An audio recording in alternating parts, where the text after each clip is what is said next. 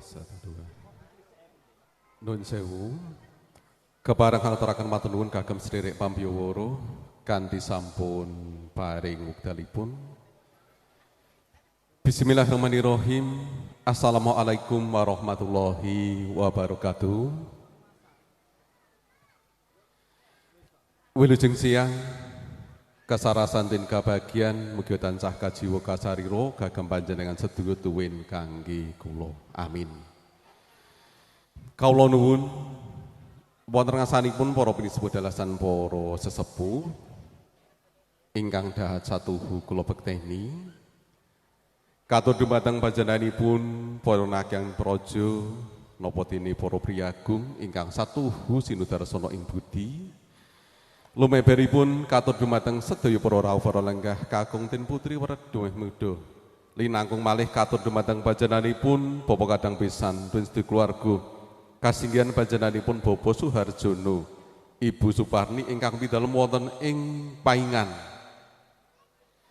RT 7 RW kalih Plumbon Sambung Macan Seragen Asri ingkang satuhu kinormatan boten katalumpen para pameti budaya campur sari aji saka ingkang satuhu winantu ing Suko Basuki. Saderengipun mugi kepareng-paring diagung pangsama kalanggahan siang menika kula sampun kumawantun samela matur sawetawis. Boten ateges ngirangi engreh Sobosito tuwin tata krami gahwit kepareng kula makili panjenenganipun Bapak Suyatno, Ibu Rusmini dalasan sedaya keluarga ageng wonten ing Padukuhan Purayasa. RT Gangsal RW 06 Jero Nagosari Boyolali kinin hangaturaken menggah ingkang dados bingahipun manah kanthi pahargyan wonten ing kalanggahan siang punika. Saderengipun kula lajengaken matur malih ingkang angka setunggal. Alhamdulillah hirobbil alamin kunjuk dumateng panjenenganipun Allah Subhanahu wa taala gihawit sedayanipun namung kanthi sepeparing nugroho lan wilasanipun kangge panjenengan sedaya tuwin kula murid saged pinanggih silaturahim wonten ing madyaning pahargyan siang punika sami pinanggih kanthi karaharjan dalasan kesarasan ing samu kawisipun. Amin. Panjenenganipun para rawuh ingkang satuhu luhuring budi ing mriki kula pinangan atur saking panjenenganipun Bapak Suyatno lan Ibu napa dene sedaya keluarga kepareng hangaturaken pambagya wilujeng rawuh wilujeng siang lan kanthi andhapipun manah kepareng ngaturaken aos matur nuwun ingkang gratan pepindhan kanthi sekrawan panjenengan sedaya wonten ing pahargyan siang punika linangkung malih katur dumateng panjenenganipun Bapak Suharjono lan Ibu napa dene sedaya keluarga ageng wonten ing pidalem Paingan RT 07 RW kalih Plumbon Sambung Macan Seragen Asri. Sepisan malih katuraken aos matur nuwun ingkang datan pepindhan. Dene salajengipun menggah ingkang dados kebetahan utawi lekasing sedya wigatun gati kanthi pahargyan siang menika kasinggihan panjenenganipun Bapak Suyatno lan Ibu kepareng mahargya ngunduh mantu.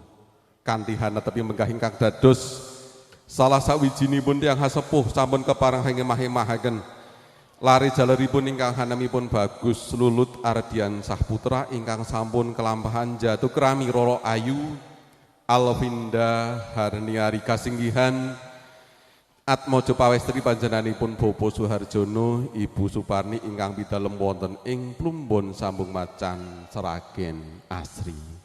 Wonten iklasanipun ijab ugi kabul sampun katindakaken wonten ing dinten kawuri miturut catataning agami napa dene pamarentahan sedayanipun pinanggih kawilujengan saha kesaenan ing samu kawisipun. Dene siang punika kanthi hanyuwun kerawan panjenengan sedaya wonten ing pahargyan nggih awit kanthi andhapipun manah panjenenganipun Bapak Suyatno lan Ibu kepareng nyuwun donga pangestunipun sepisan malih kasuwun sih donga pangestunipun maliginipun kangge putra pinanganten sekalian ingkang sakmangke badhe hanggebyur wonten ing bebrayan enggal ing madyaning bebrayan ageng kanthi pandonga kanthi panyuwun mugi estu putra pinanganten sekalian pikantuk keberkahan utawi barokah saking Allah Subhanahu wa taala. Amin. pinanggih wahyu judu ingkang sejati suko bagyo mulya ingkang jinangka ngantos kaken-kaken ninen-ninen enggal pinaringan momongan ingkang soleh lan solehah wekasanipun dipun paringi baligya ingkang winastan sakinah mawaddah warahmah. Amin ya rabbal alamin. Panjenenganipun para rawuh ingkang satu husinu darusna ing budi kalenggahan sang punika ugi panjenenganipun Bapak Suyatno lan Ibu lumantar kula kepareng ngaturaken raos matur nuwun ingkang datan upami kagem kadang rowang tangga tepalih linangkung malih warga ageng wonten ing wewengkon Purworejo RT 0 gangsal RW 06 Jeron ing mriki ingkang sedayanipun sampun gumregut manunggal paring sih pambiyantu ingkang arepipun napa kemawon kagem rancak lan lancaripun acara pahargyan ngunduh mantu ing siang menika. Sedayanipun namung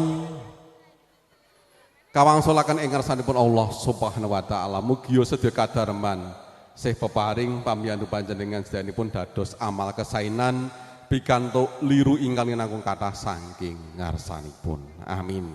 Panjenenganipun para rawuh ingkang satu luhuring budi kalenggahan siang menika ugi panjenenganipun Bapak Suyatno lan Ibu lumantar kula kepareng hang lenggono kathah kalepatan kathah kekirangan ingkang hanami kerawan panjenengan sedanipun ingkang sampun damel kirang rena ing panggalih kirang rena ing swasana mugi kersa paring sih samudra pangaksami. Pungkasanipun kasuwun hanyekecaken ingkang sami lelenggahan nenggani ngantos paripunipun acara pahargyan ngunduh mantu ing siang punika kanthi hamamstri daharan napa dina unjukan mugi sedanipun kanthi suka dalasan mardika ing panggalih. Matur nuwun.